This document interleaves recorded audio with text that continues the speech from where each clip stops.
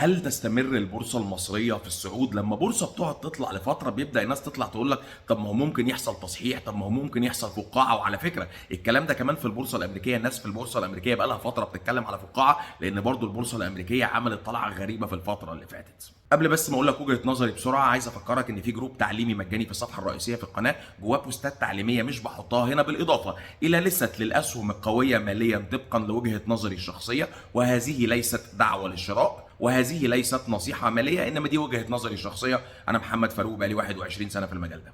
نقطة رقم واحد، أول حاجة البورصة المصرية بتطلع بدعم من مؤشرات اقتصادية إيجابية حقيقية، إحنا مش بنطلع على الفاضي، في نقط فعلا إيجابية حصلت في الاقتصاد المصري. نقطة رقم اتنين، إن مش بورصة مصر بس اللي بتطلع، ده بورصات العالم كله بتطلع، وفي طبعا أسباب كتيرة، لكن برضو واحد من الجوانب إن في ثورة صناعية جديدة بسبب الذكاء الاصطناعي، بس هي مش صناعية بقى اللي هي مصانع، صناعية في المايكرو شيبس وفي الداتا سنترز وفي الحاجات دي، عاملة طلب رهيب على قطاعات كبيرة، فبالتالي زق معاها الديماند على سيكتورز مختلفة، خلت بورصات العالم كلها تعمل اداء ظريف في الفتره اللي فاتت. وده حتى وان كان ملوش علاقه مباشره بينا، هو ليه علاقه بشكل غير مباشر، ما انت لما المستثمر يكسب هنا بقى معاه فلوس هنا، طب ما نخش هنا، فده بيصب في ده وده بيصب. وطبعا عشان كده ساعات لما تلاقي لا قدر الله بورصات العالم بتنهار، تلاقي الانهيار بتحصل مع بعض. وعلى فكره لو انت مهتم بقطاع الذكاء الاصطناعي، انا اتكلمت عليه وقلت وجهه نظري الشخصيه من اكتر من سنه، وبعض الاسهم اللي كانت ساعتها مغموره ما كانش لسه حاسس بيها، اتكلمت عليها يمكن من سنه، وقلت وجهه نظري الشخصيه فيها السنه اللي فاتت في الجروب التعليمي المجاني اللي في الصفحه الرئيسيه في القناه. فلو انت مهتم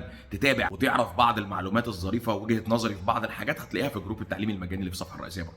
اخر نقطه، ان الطلوع اللي بيطلع مدعوم بارباح حقيقيه ما يقلقنيش، اللي يقلقني لما الاسهم تطلع على الفاضي، لما السهم يطلع وارباحه ثابته، الايرننجز بير شير ثابته، الدنيا ما فيش فيها السهم الشركه ما بتتطورش.